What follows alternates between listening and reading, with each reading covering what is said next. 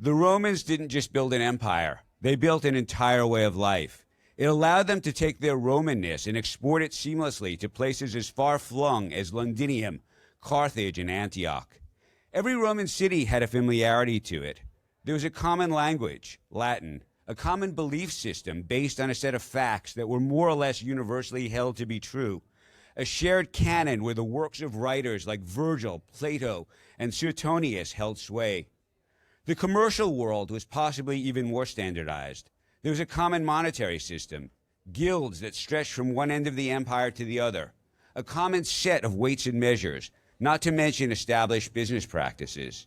It all came down to their innate belief in Romanness and the notion that Romanness was superior to any other way of being. Until, of course, one day it wasn't.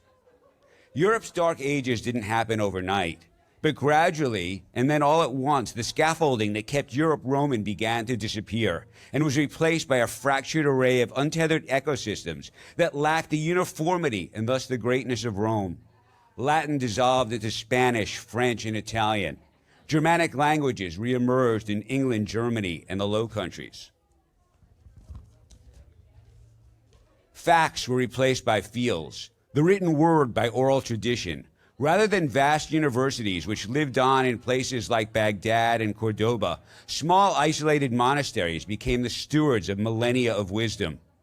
They were but small drops in a very large bucket, surrounded by an illiterate and superstitious population that did not trust science and medicine. And just who did those Romans think they were anyway? And so Europe Interregnum became a world where authority and order slowly melted away, the powers that, largely helpless to intervene as smaller and smaller groups created their own realities and fiefdoms and attempted to impose them on the people around them. It was a reality so far removed from the brightness of Greece and Rome that the era became known as the Dark Ages. There was no central authority, no one to say how you measured a bushel of wheat, what you paid for it, or that a wood sprite wasn't why mixing it with yeast would give you bread. At times, one of these fiefdoms would gain some traction, only to run out of steam when faced with the arduous task of centralization. And if you think that sounds a lot like the current media universe, you are not alone. To be clear, we are not yet in the dark ages of media, yet being the operative word.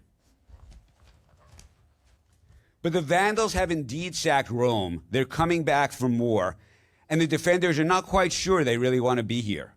We have, in just a few short decades, fallen far from an imperial Rome of media greatness, the so-called monoculture, where all knowledge was filtered through a handful of highly regarded gatekeepers who kept standards high and output largely profitable. There was an accepted body of knowledge, a clear path to becoming a purveyor of said knowledge, and a strong belief in the existence of a multitude of immutable truths. And then this spring, a self-described wildlife biologist and environmental scientist influencer with almost 100,000 followers on Instagram films herself grabbing a baby wombat from its mother, a stunt for which it seems will soon have her deported from Australia. Marlon Perkins, we hardly knew ye. But if only wildlife influencers were the problem, for something like a third of Zoomers, news is something they watch on TikTok, delivered by news influencers. Said news influencers occasionally having had some sort of journalistic training.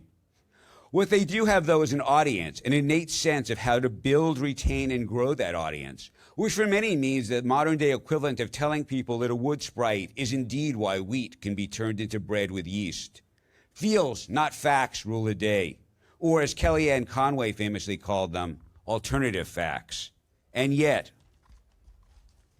pulling back from political ideology and cute furry baby marsupials, the collapse of the monoculture is a huge blow to anyone wanting to get a commercial message out to the broader public. Commercial message, of course, being a polite word for advertising. In the monoculture days, there were 4 media types for advertisers to wrangle with: television, radio, print, and outdoor. Yes, the barrier to entry was high, but the reward was great. An advertiser could easily reach large swaths of the population at once, the Roman Empire scenario at work.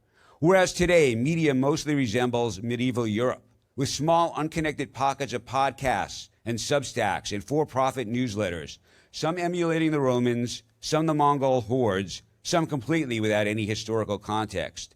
Access to these media sources is controlled by seemingly magical algorithms, systems that can feel as though they'd be as amenable to human sacrifice as they are to logic.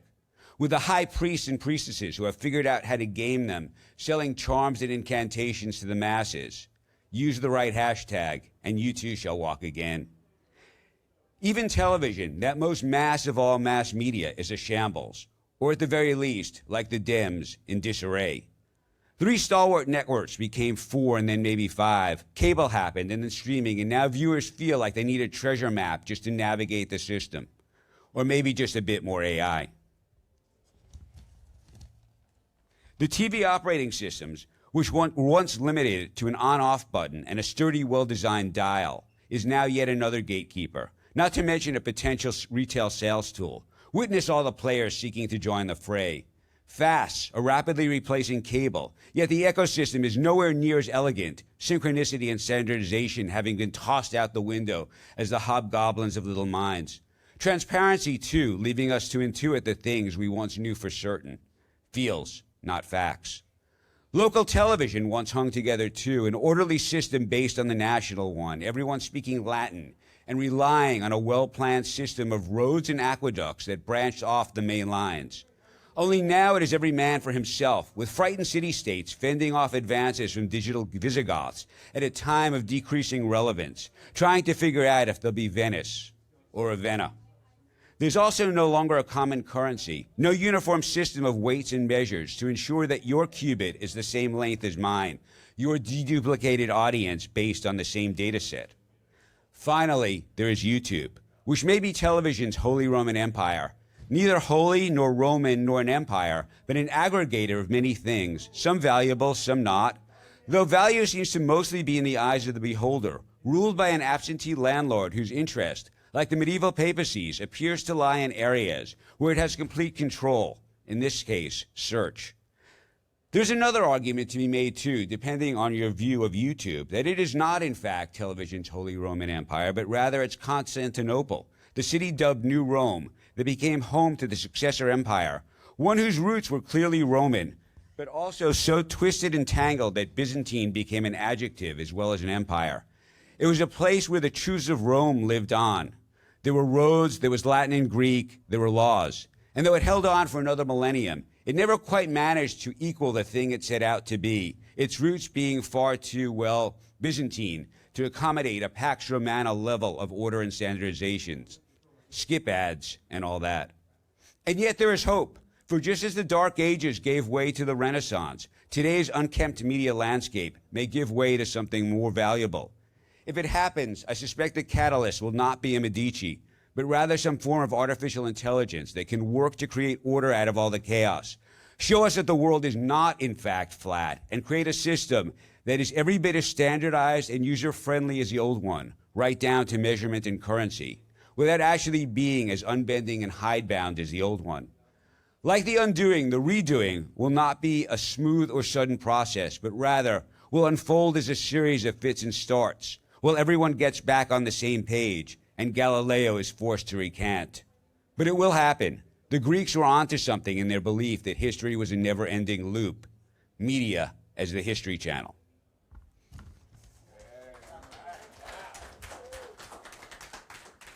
So when I was in an Uber coming here, the Uber driver had the radio on. He was playing this song by Jay Giles that many of you may know called Centerfold. And I was thinking to myself, you know, and for those of you who don't know, it's about a guy who finds out that the girl he had a crush on in high school is a Playboy centerfold.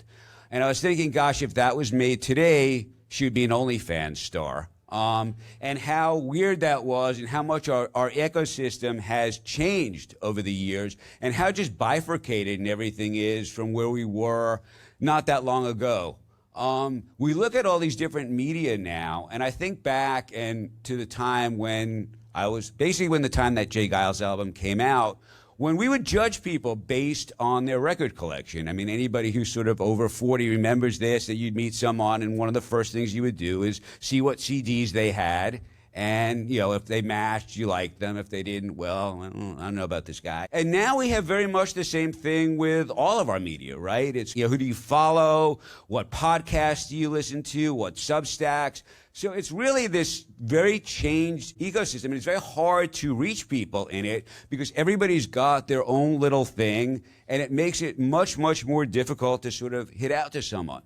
We see this with local television too, where right now people are, this system that once existed of all the networks had their local stations, everybody tuned into the local news at night. That's not there anymore. And yet there's opportunity in all of this because you look at, there are no real local influencers, right? There's nobody doing actual local news in a way that works for this sort of TikTok, Instagram, YouTube era.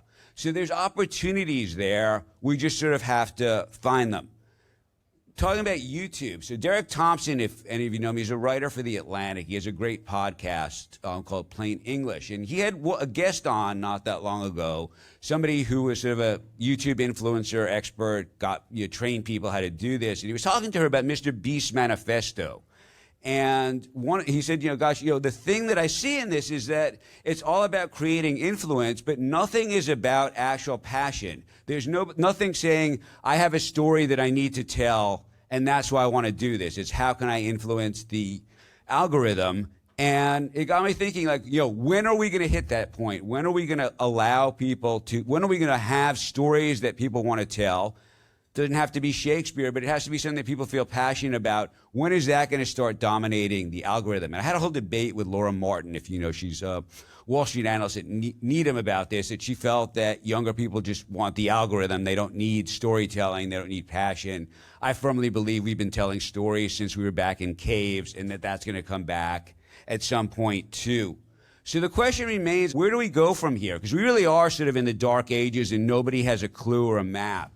And, well, it's sort of a trite answer, AI, right? Because AI is going to sort of start to change everything, start moving things, and understanding that we do want to connect, that we all do want to have the same experiences at times, so that Saturday Night Live can start mocking out commercials or something that everybody says, hey, this is what we have in common. We all know what this is, because they can't do that anymore. Nobody sees the same commercials. And it's all going to happen slowly. There's not going to be one great thing that makes it happen. But it will be a series of small starts, and eventually we will have a renaissance, right? We will have a new ecosystem, a new media landscape that is every bit as great and good as the old one. So that's going to end my portion, but it's a good segue into the next portion. I'm going to talk about one of these small changes, which is about how the television set is changing from being just this thing that you watch TV on to something that is a lot more. And I'm going to bring up my friend Tony Marlowe to discuss that. Tony is the CMO of LG Ads. So thank you very much for bearing with me, and welcome.